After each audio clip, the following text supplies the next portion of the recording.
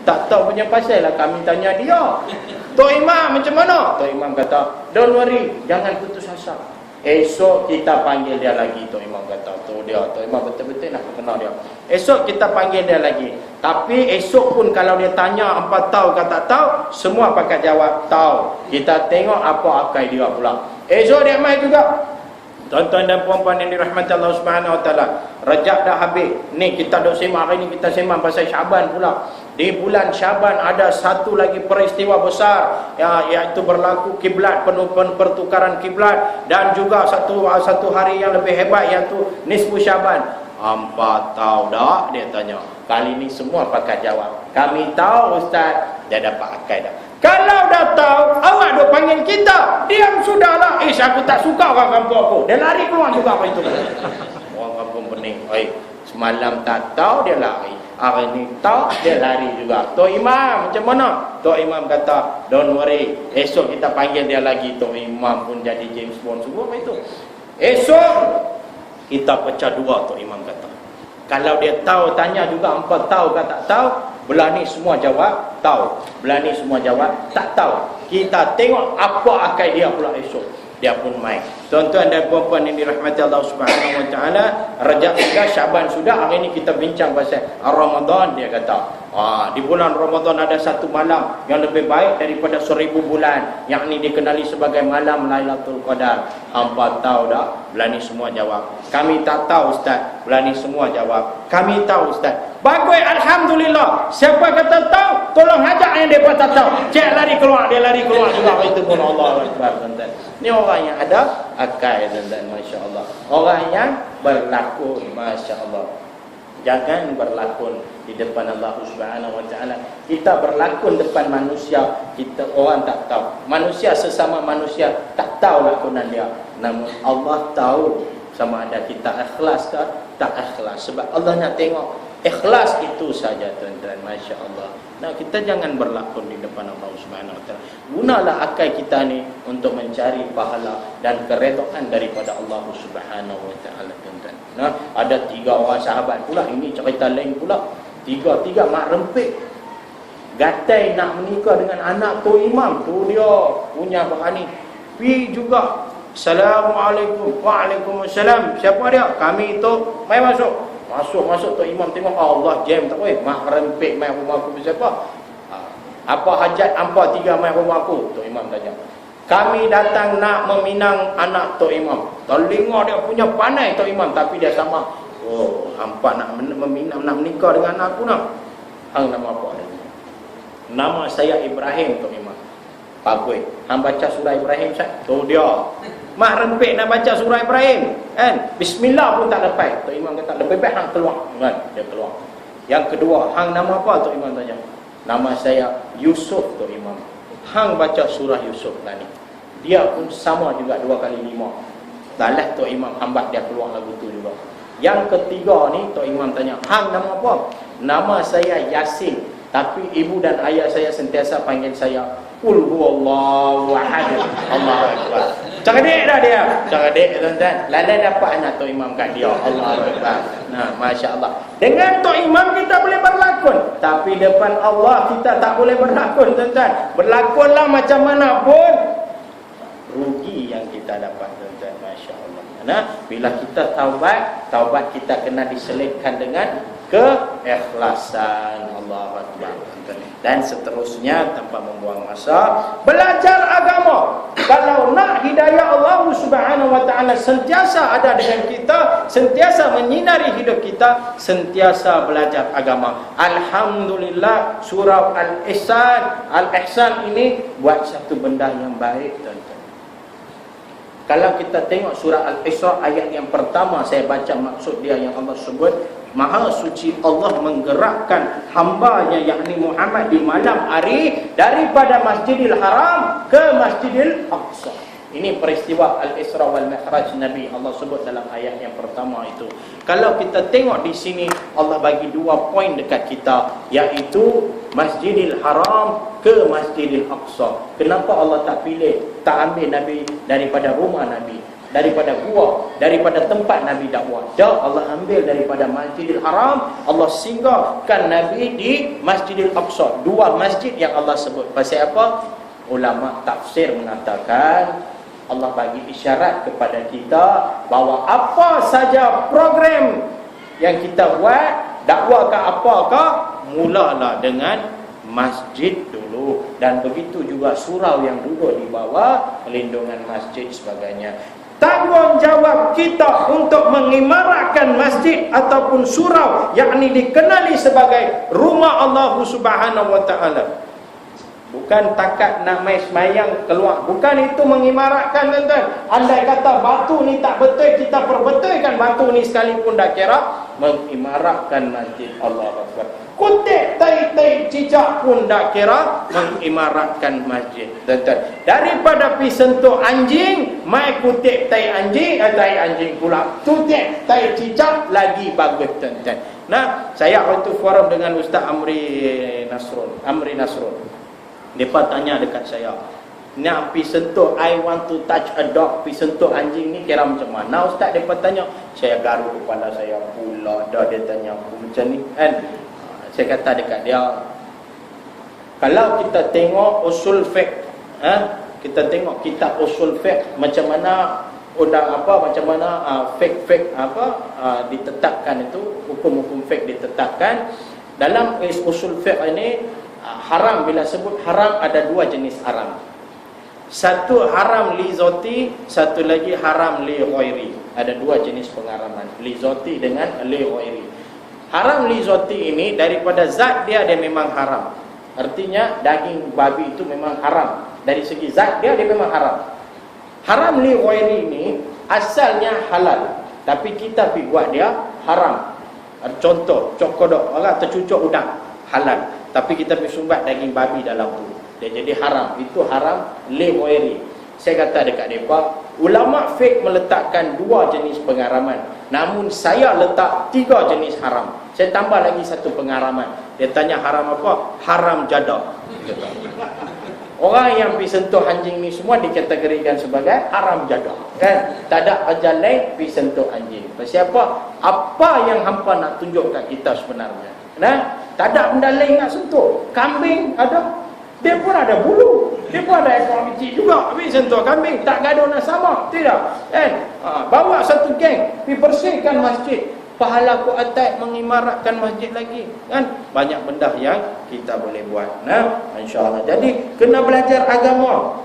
Nah, kena belajar agama sebab Nabi sendiri sebut dalam satu hadis yang bermaksud, jika Allah menginginkan kebaikan, iaitu petunjuk kepada seseorang hamba, maka Allah akan memahamkannya agama. Nah, jadi bila kita belajar agama, kita belajar ilmu-ilmu agama, maka Allah sentiasa akan bagi hidayah kepada kita, insya-Allah. Dan seterusnya, tuan-tuan, kalau nak hidayah Allah Subhanahu wa taala sentiasa ada dalam diri kita ini, yang seterusnya kita kena berpegang teguh kepada agama Allah, yakni Islam. Bila Allah turunkan Islam seketui kepada kita, amalkan Islam dalam amalan kita, akhlak kita, pendirian kita, termasuk pemerintahan kita sama sekali. Amalkan Islam sebab Allah sebut Islam itu syumul, Islam komplit, alamiah, duniawiah dan sebagainya, semua ada dalam Islam. Tak ada apa yang Allah tinggalkan. Semua Islam satu package yang lengkap Allah dah hantar pada kita. Jangan jadikan agama Allah ini sebagai agama touch and go. Cedok sini sikit, ini okey, ini tak okey, kita tolak saja. Dah, itu bukan Islam yang Allah hantar kepada kita. Allah hantar Islam seketui kat kita, maka amalkan Islam dalam segala-galanya. Pegang kepada agama Allah ni, nescaya hidayah Allah takkan putus daripada kita. Saya fasilitator kes murtad bawah Jabatan Agama Islam Pulau Pinang. Berapa banyak nak keluar Islam dekat Pulau Pinang? Yang masuk mahkamah 68. Yang tak masuk lagi baru isi borang nak keluar agama dekat-dekat 200 dah. Itu baru Pulau Pinang. Belum Kedah, belum Perlis, belum wilayah persekutuan, belum Selangor, belum JB, belum Sabah, belum Sarawak. Dan ada orang nak keluar agama, yakni nak murtad. Saya bagi tahu, orang tanya dalam mesyuarat, Batuk pengarah tanya, macam mana nak buat jalan penyelesaian? Saya bagi tahu dekat mereka, jalan penyelesaian dia hanya satu, laksanakan hukum syariah Allah Subhanahu wa taala, maka murtad tak ada. Saya kata, dia tanya macam mana? Saya kata, hangpa tanya aku macam mana? Senang saja, buat hudud. Saya kata, untuk orang yang murtad, dua saja jalan dia dalam Islam mengikut hukum Allah. Sama ada dia kembali taubat atau bunuh dia. Itu saja.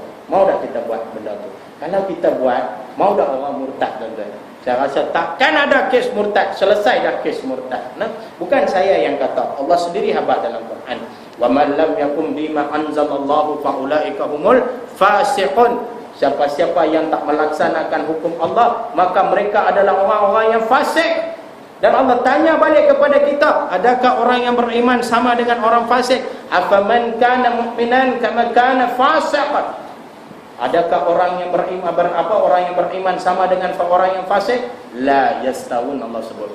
Tidak, mereka tidak sama. Allah kata. Kalau kita benar-benar beriman, kalau kita benar-benar berpegang kepada agama Allah, insya-Allah kita adalah orang yang beriman. Kalau beriman, kita akan diberi hidayah Allah Subhanahu wa taala. Mana saja kita pergi, hidayah Allah akan jadi penolong kita, insya-Allah. Dan seterusnya, kalau nak hidayah Allah sentiasa ada dengan kita, yakni peganglah solat. Allah Akbar. Saya bukan cerita untuk orang-orang kita. Kalau ada mic di luar, tolong pasang bagi semua yang dengar, yang duduk dekat rumah yang belum solat lagi. Biar mereka tahu junjungan besar kita, Nabi kita yang kita sayang sangat-sangat, sewaktu malaikat maut sedang mencabut nyawa Nabi diambang-ambang kewafatan, Sayyidina Ali yang duduk di sebelah Nabi nampak mulut Nabi sedang sembang, sedang memberitahu sesuatu. Dia pergi dekat Nabi, dia pasang telinga, dia dengar apa yang Nabi kata. Nabi sebut usyikum bis salat, usyikum bis salat, yang bermaksud peliharalah solat, peliharalah solat, peliharalah solat. Wahai orang-orang yang di luar sana yang tak laksanakan solat, cepat-cepat laksanakan solat kamu. Pasal apa? Rukun Islam ada 5. 4 Allah turunkan melalui wahyu perantaraan Jibril dan sebagainya. 1 ini Nabi naik direct pergi jumpa Allah, ambil daripada Allah. Itulah perintah solat, tuan-tuan. Artinya bila kita dengar Allahu Akbar, Allahu Akbar, lari masuk ke dalam surau cepat-cepat. Sebab hal dunia hari itu kita dah kena lupa dah. Sebab kita nak duduk di mana? Di Sidratul Muntaha. Pasal apa? Nabi pergi ambil perintah itu di Sidratul Muntaha. Artinya setiap saf ini adalah Sidratul Muntaha Allah Subhanahu wa taala. Itu solat, tuan-tuan, yang Allah bagi hanya untuk umat Islam saja. Itu pun kalau kita tak boleh buat, kita tak layak jadi umat Islam. Pasal rukun Islam salah satu ini kita tak buat pun, kita tak Islam lagi, tuan-tuan. Maka kalau siapa-siapa tinggal solat, dia bukan Islam sebenarnya, tuan-tuan. Allahu Akbar. Jaga solat, tuan-tuan. Hidayah Allah sentiasa akan ada dalam diri kita, insya-Allah. Dan seterusnya, dan terakhirnya saya akhirkan di sini, membaca Al-Quran, tuan-tuan. Jangan kita renggang daripada Al-Quran, tuan-tuan. Al-Quran ini saya dengar tok guru saya kata, iaitu Ustaz Muttalib Ma'ruf, dia kata Al-Quran ini adalah tali Allah Subhanahu wa taala. Dia kata, Syah, kalau hang tengok orang lemas, hang bagi tali dekat dia, kalau dia pegang tali itu, dia selamat tak? Dia selamat. Lagu tu juga orang yang baca Quran, dia sedang memegang tali Allah Subhanahu wa taala, maka dia tidak akan sesat dan dia tidak akan lemas kalau dia baca Quran. Pasal Allah dia pegang dia. Allah Akbar. Ini dia, tuan-tuan, satu mujizat yang Allah beri kepada kita. Sedih bila kita buka Al-Quran. Tunggu bulan puasa. Satu ayat 10 pahala dia. Bismillahirrahmanirrahim. 10. Yasin 10. Cukup satu hari 20. Tutup. Al-Quran, tuan-tuan, kalau kita nak tengok, ada 4 ilmu yang utama di dalam Al-Quran. Yang pertama, ilmu bahasa Arab. Yang kedua, ilmu syariat dan undang-undang. Yang ketiga, ilmu sejarah. Yang keempat, ilmu hikmah. Empat ilmu ini kalau kita pecahkan, lagi banyak ilmu yang kita akan dapat. Contoh, ilmu bahasa Arab. Kalau kita pecahkan dia, apa kita dapat? Ilmu nahu, ilmu sorof, ilmu balaghah, ilmu arud, ilmu bahasa. Macam-macam ilmu yang kita akan dapat. Ilmu syariat dan undang-undang Allah, kalau pecah-pecah tengok macam-macam hukum yang ada di dalam Al-Quran. Ilmu sejarah, kalau kita pecah-pecahkan, sejarah apa yang tak ada dalam Al-Quran. Sejarah Nabi, sejarah jahiliah, sejarah dunia, sejarah Rom, sejarah Parsi, sejarah Ethiopia, sejarah Spain, sejarah Afrika. Macam-macam sejarah yang ada dalam Al-Quran tentang ilmu hikmah. Kalau pecah-pecahkan dia, lagi banyak ilmu hebat-hebat kita dapat. Antaranya ilmu juruk ukur, ilmu hisab, ilmu matematik. Ada tak ilmu matematik dalam Quran? Ada, tuan-tuan. Mana ayat dia? Surah An-Nisa ayat yang ke-7, ayat yang ke-12, ayat yang ke-176. Balik pergi cek Quran tafsir. Allah mengajar kita matematik melalui ilmu faraid, tuan-tuan. 1/2, 2/3, 1/4. Ini semua bukan ayat matematika, tuan-tuan. Artinya orang buat matematik pun rujuk pada Quran. Sebab tu orang ini Nasarah dengan Yahudi hebat pasal Quran depa kaji sungguh. Jangan kita ingat matematika, juruk-ukur ke, metafizik, ilmu ini semua datang daripada Mat Saleh ke, Yahudi ke, Nasrani. Dah, semuanya datang daripada Quran. Hari ini Quran menjadi susah bagi kita pasal apa? Pasal bahasa Arab. Allah Akbar. Hari itu kita pergi isi minyak dekat Syekh, tak pakai kopiah. Kita pun nak pergi isi minyak. Bila kita dah buka benda ni, kita nampak lain. Tidak kan? Yang jaga kaunter tu budak Melayu Islam. Kebetulan minyak habis. Dia main dekat kita, dia tengok gaya atas bawah, dia kata, macam minyak elek, dia kata. Kejut kita. Hang pandai cakap Hindu. Oh, dia gelap. Belakang saya, apek Cina tu tunggu. Apek minyak boleh, dia kata. Ish, hebat dia. Hindu hang boleh cakap, Cina hang boleh cakap. Pi yang ketiga, Mat Saleh pi, orang putih pi. Pipi pati baita dia, so minyak finish, dia kata. Allah. Tiba-tiba kat belakang dia, Pak Arab seorang, dia tolak mai baita dia. Baita dia mampu ya, minyak habis. Dia tolak mai, letak dekat tempat nak isi minyak, dia ambil nombor. Tak apa isi mai, dia nak isi minyak. Budak tu tengok tu Arab, dia pening, tak tahu nak kata lagu mana. Dia pipi dekat tu Arab tu, dia kata tu Arab minyak elek, tu Arab tak faham. Dia kata tu Arab minyak boliau, tak faham. Finish pun tak faham. Tunjuk tangan, habis. Tak tahu nak buat macam mana, dia pun tak tahu. Lalu dia pergi dekat tu Arab, dia kata tu Arab minyak sadaqallahul azim, dia kata. Bila dengar tu Arab dengar dia kata sadaqallahul azim, tu Arab tahu dia ni betul taubat lahu, dia takkan tahu bahasa Arab. Tu Arab kata apa? Kereta dia tunjuk kereta dia kata ini kereta, dia kata inna lillahi wa inna ilaihi raji'un, dia kata. Sebab kereta dia mati dah, dia tolak mai kan. Tu Arab pun cerdik, dia tahu. Confirm orang kita. Nah, inilah hari ini realiti. Kita boleh cakap Hindu, kita boleh cakap Cina, kita boleh cakap Masyalik, tapi bahasa syurga kita tak boleh cakap. Nabi sebut, aku lahir dalam bangsa Arab. Quran diturunkan dalam bahasa Arab. Dan di bahasa-bahasa orang syurga adalah bahasa Arab. Allah Akbar. InsyaAllah lepas ini surah Al-Ihsan, cari mainlah pakar-pakar bahasa Arab. Bolehlah 1-2 ayat kalau kita mengaji, kita tahu. Quran itu mudah bagi kita, insya-Allah. Nah, pegang Al-Quran, baca Al-Quran sentiasa, walaupun satu helai dua helai. Jangan kita rengah daripada Al-Quran, sebab Al-Quran lah yang akan menunjukkan jalan lurus kepada kita, yaitu petunjuk, yaitu hidayah. Sebab Allah sendiri sebut, inna hazal Qur'ana yahdi lillati hiya aqwamu. Sesungguhnya Al-Quran ini memberi petunjuk kepada jalan yang lebih lurus, yaitu petunjuk kepada kita. Kalau nak hidayah Allah sentiasa ada dalam diri kita, maka amalkanlah perkara-perkara ini, insya-Allah yang saya ceritakan serba sedikit. InsyaAllah hidayah Allah takkan putus daripada kita. Nah, jadi masa pun dah terlanjur sedikit. Nah, insya-Allah beginilah hebatnya kalau kita sembang berkenaan dengan ilmu Allah yang baru sedikit saja masa berlalu pun kita takkan sedar. Nah, sekali lagi saya mengucapkan terima kasih atas jemputan ini. Ini kali ketiga pun saya mai sini.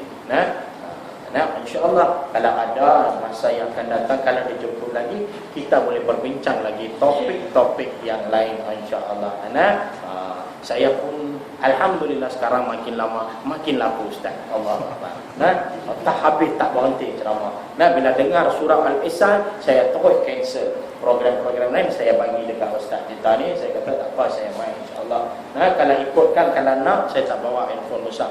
Hari-hari ada SMS masuk. UPM Serdang pun dah panggil dah.